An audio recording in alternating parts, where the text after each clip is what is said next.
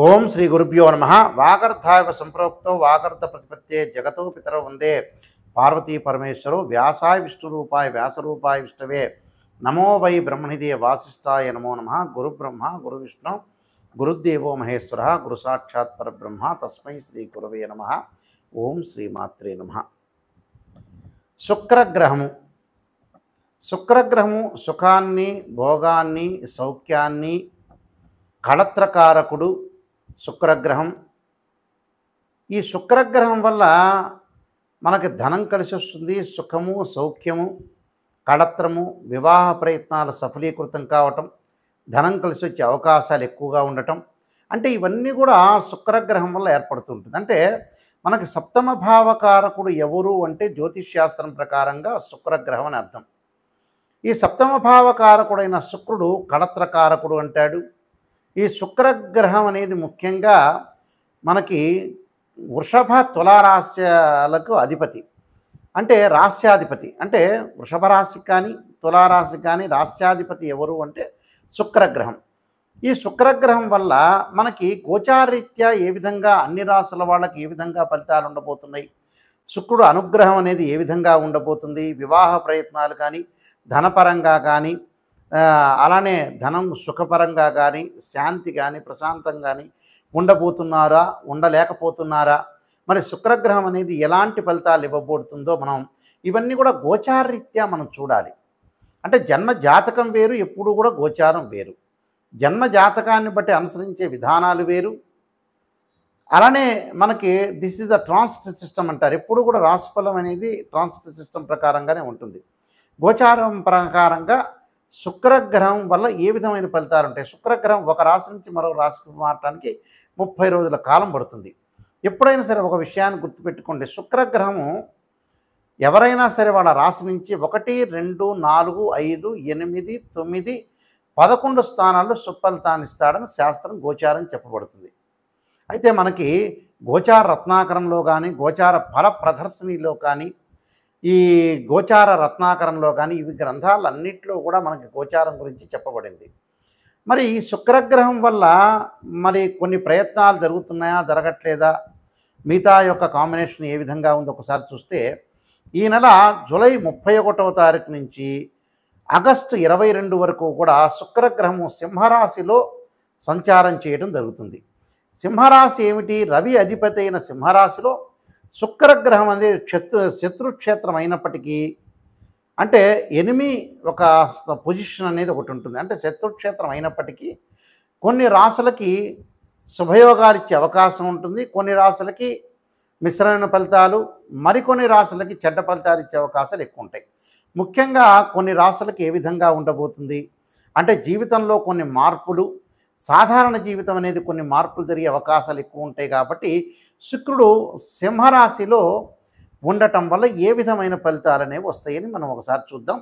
ముఖ్యంగా 31వ తారీఖు నుంచి 22వ తారీఖు వరకు, అంటే ఆగస్టు 22 వరకు, అంటే మనకి 23 రోజుల కాలం పాటు శుక్ర సంచారం అనేది సింహరాశిలో ఉండటం వల్ల ఏ విధంగా ఉండబోతుందో ప్రతి రాశిని కూడా మనం గమనిద్దాం. ఆ రాశిని బట్టి మనం విషయాలు తెలుసుకుందాం. కుంభరాశి వాళ్ళకి శుక్రగ్రహ ప్రభావం ఏ విధంగా ఉండబోతుంది. సింహరాశిలో శుక్రగ్రహం ఉండటం వల్ల సప్తమ స్థానంలో శుక్రగ్రహ ప్రభావం ఏ విధంగా ఉండబోతుంది కుంభరాశి వాళ్ళకి. అనుకున్న పనులన్నీ కూడా కొద్దిగా జాప్యం జరిగే అవకాశం ఉంటుంది కాబట్టి ఇబ్బందికరమైన పరిస్థితులు ఏర్పడవు. వివాహ ప్రయత్నాలు అనేవి కూడా మీరు ముందుకు వెళ్ళచ్చు. కానీ ఏదైనా సరే సంబంధం చూసేటప్పుడు వాళ్ళ యొక్క క్యారెక్టర్ని అలానే ఆస్ట్రాలజీ పరంగా పర్ఫెక్ట్గా రిజల్ట్స్ చేసుకోవటం, ఏదో గుణాలు కలిసి ముందుకు వెళ్ళటం కాదు, నిజంగా ఇన్డెప్త్గా 2 లగ్న కుండలు ఉన్నాయా లేదా, వాళ్ళ ఇంటి వాళ్ళు ఎలాంటి వాళ్ళు, తల్లిదండ్రుల యొక్క పెంపకం అనేది అబ్బాయి మీద అమ్మాయి మీద ఏ విధంగా ఉండబోతుంది అనేవి పరిపూర్ణంగా కంప్లీట్గా అనాలిసిస్ చేసి ముందుకు వెళ్ళండి. నిశ్చితార్థాల్లో పాల్గొనే అవకాశాలు ఉండటం, వివాహానికి సంబంధించిన విషయాలకి ముందుకు వెళ్ళటం, గతంలో ఏదైతే పెండింగ్లో ఉన్న వివాహాలు అంటే నిశ్చితార్థమైపోయి ఆగిపోయిన వ్యక్తులు కూడా మళ్ళీ పెళ్ళి బాటలో పడే అవకాశాలు ఉండటం, అవకాశాలే కాదు, వాళ్ళకి జరగబోయే రిజల్ట్స్లో కూడా నేను చేసుకోవాలి వివాహం అనేది ఒక మార్గం అనేది, ఆలోచన సరళి అనేది బాగా పెరుగుతుంది. ఉద్యోగంలో కొంత అధికారుల యొక్క ఆగ్రహానికి గురి కావటం, డబ్బులు వస్తాయి కానీ ఇన్కమ్ అనేది ఇంక్రీజ్ అవుతుంది కానీ బట్ ఎక్స్పెండిచర్స్ కూడా దానికి తగ్గట్టుగా పెరుగుతూ ఉంటుంది. ఆ ఎక్స్పెండిచర్స్ అనేవి తగ్గించుకోండి.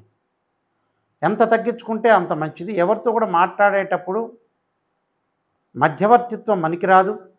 మాట్లాడుతున్నాం కదని గ్రాస్పింగ్ పవర్ ఉంది కదా అని ఎక్కువగా మాట్లాడితే కూడా మనకు ప్రాబ్లమ్స్ వస్తాయి. వీటిని మీరు సొల్యూషన్ ఎక్కడుంది, ఏమిటి, నేను మాట్లాడటం వల్ల ఎలాంటి ప్రాబ్లమ్స్ వస్తాయని కొంత ఆలోచన చేయండి. ఆలోచన చేసి ముందుకు వెళ్తేనే మీకు మంచి జరిగే అవకాశాలు ఉంటాయి. విద్యార్థులకు చదువు పట్ల ఆసక్తి చూసుకోవాలి. ఆరోగ్యం అనేది కొంత కుదుటుగా ఉండదు. దీర్ఘకాలిక వ్యాధులు ఉన్నవాళ్ళు, లాంగ్ రన్లో డిసీజెస్ ఉన్న వ్యక్తులు, అంటే బీపీ, షుగరు, కిడ్నీ, ఆస్తమా ఇలాంటి వ్యక్తులు మటుకు ఆరోగ్యం పట్ల శ్రద్ధ పెట్టండి. ప్రయాణాలు చేసేటప్పుడు అతివేగం అనేది పనికిరాదు.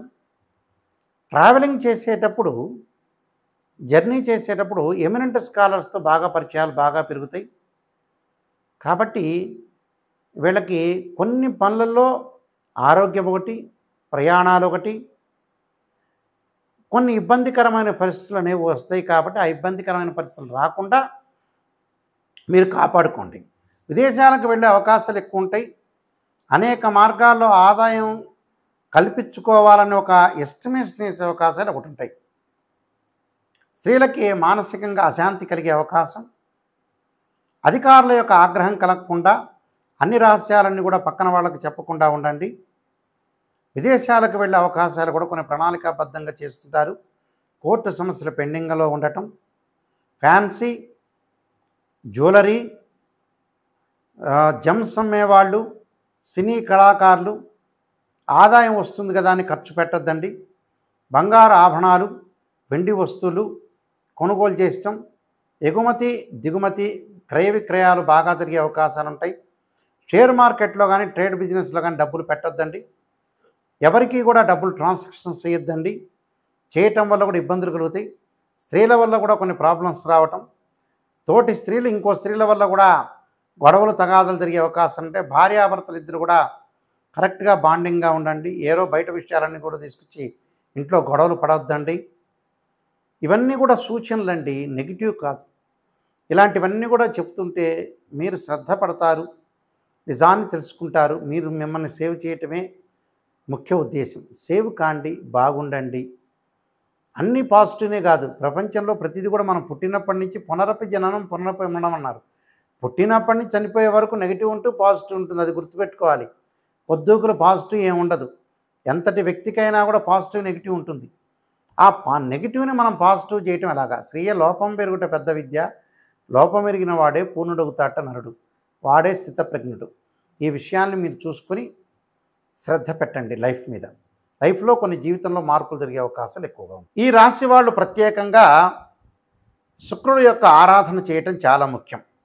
శుక్రుడు యొక్క ఆరాధన చేయటంలో శుక్రగ్రహం అనుకూలత మనకు ఉండాలన్నా, ధన ప్రయత్నాలు సఫలీకృతం కావాలన్నా, వివాహ ప్రయత్నాలు సఫలీకృతం కావాలన్నా, ప్రశాంతంగా ఉండాలన్నా, సుఖం కలగాలన్నా, భార్యాభర్తల మధ్యలో విభేదాలు తగ్గాలన్నా, అనవసరమైన మధ్యవర్తిత్వం కానీ, అలానే వివాహం సంబంధించిన విషయాల్లో ముందుకు వెళ్ళాలన్నా, అలానే ఎవరైతే ప్రేమించుకుంటున్నారో అలాంటి వాళ్ళు పెద్దల ద్వారా ఒప్పించి వివాహానికి ప్రయత్నం చేసే వ్యక్తులు కానీ, అలానే కాస్మెటిక్స్ సంబంధించిన బిజినెస్ చేస్తున్న వ్యక్తులు కానీ, సినిమా రంగం వాళ్ళు కానీ, సినిమా రంగంతో పాటు ప్రతి పనిలో కూడా కొంత ముందుండాలి, ఒక ఆకర్షణ బాగా పెరగాలి అని అంటే, అలానే ఏదైతే సంతానపరంగా ఇబ్బందులు కలుగుతున్న వ్యక్తులు, అంటే మనకు సెమిన్ అనాలిసిస్ అంటారు, టెస్టోస్టెరాన్ అంటారు. అంటే ఇవన్నీ కూడా శుక్రగ్రహం వల్లనే ఆరోగ్యపరంగా బాగుంటేనే మనకు శీఘ్రమైన సంతానం కలుగుతుందని అర్థం. అంటే గురువు కూడా అవసరమే, శుక్రుడు కూడా అవసరం. కాబట్టి శుక్రగ్రహం వల్ల ఏదైతే మేలు కలుగుతుందో ఆ మేలు కలగటానికి తప్పకుండా దోషం అనేది, ఏదైతే కొన్ని రాసుల వాళ్ళకి దోషం అనేది ఉంటుందని మనం చెప్పుకున్నామో వాళ్ళందరికీ కూడా మంచి జరగాలంటే శుక్రుడు యొక్క అనుగ్రహం అనేది ఒకటి ఉండాలి. ఆ శుక్రుడు యొక్క అనుగ్రహం ఉండాలంటే ఏమి చేయాలి అనేది మనం ముందు ఆలోచన చేయాలి. దీనికి పరిహారాలు చేసుకొని ముందుకు వెళ్తే వీళ్ళకి మంచి జరిగే అవకాశాలు ఖచ్చితంగా ఉంటాయి. శుక్రగ్రహం యొక్క పరిహారం చేసుకోవాలంటే ఖచ్చితంగా లక్ష్మీ గణపతి అంటే పాదరసపు లక్ష్మీ గణపతిని ఆరాధన చేయటం ఒకటి చేయాలి. అలానే శుక్రగ్రహం యొక్క అనుకూలతను మనం ఉండటానికి వీనస్ ప్లానెట్ మనకి ఏదైతే పాజిటివ్ రిజల్ట్స్ రావడానికి ముఖ్యంగా శుక్ర హోమం చేయటం చాలా మంచిది. శుక్ర జపం కూడా చేయటం చాలా మంచిది. అలానే శుక్రుడి యొక్క అనుకూలతను మనం బాగా ఎక్కువగా రావటానికి అమ్మవారి యొక్క ఆరాధన, రాజరాజేశ్వరి యొక్క అమ్మవారి యొక్క ఆరాధన, శుక్ర జపం చేయటం చాలా మంచిది. ఓం శుక్రాయ నమః అనే మంత్రాన్ని కూడా చదువుకోవచ్చు. లేకపోతే శుక్రుడు సంబంధించిన శ్లోకాలు ఉంటాయి, ఆ శ్లోకాలు కూడా చదువుకోవచ్చు. చదువుకోవటం వల్ల కూడా మీకు మంచి జరుగుతుంది. ఈ శ్లోకాలు కూడా శుక్ర హోరలో కానీ శుక్రవారం రోజున లేదా ప్రదోషకాల సమయంలో సాయంకాలం వేళ శుక్రుని ఆరాధన చేయాలి. కానీ పాదరసపు లక్ష్మీ గణపతిని ఆరాధన చేస్తే చాలా శ్రేష్టమని శాస్త్రంలో చెప్పబడింది. శుక్ర హోమం చేసుకోండి. అలానే బొబ్బర్లు అంటే అలచందలు అంటారు, శుక్రవారం రోజున దానం చేయండి. శుక్రగ్రహ దోషం పోయే అవకాశాలు ఖచ్చితంగా ఉంటాయి. ఇవన్నీ కూడా మీరు నేను చెప్పిన పరిహారాలను కూడా పాటించి ముందుకు వెళ్ళండి. మీకు మంచి జరిగే అవకాశం ఖచ్చితంగా ఉంటుంది. మీకు మంచి జరగాలని ఆశిస్తూ సర్వే జనా సుఖినో భవంతు.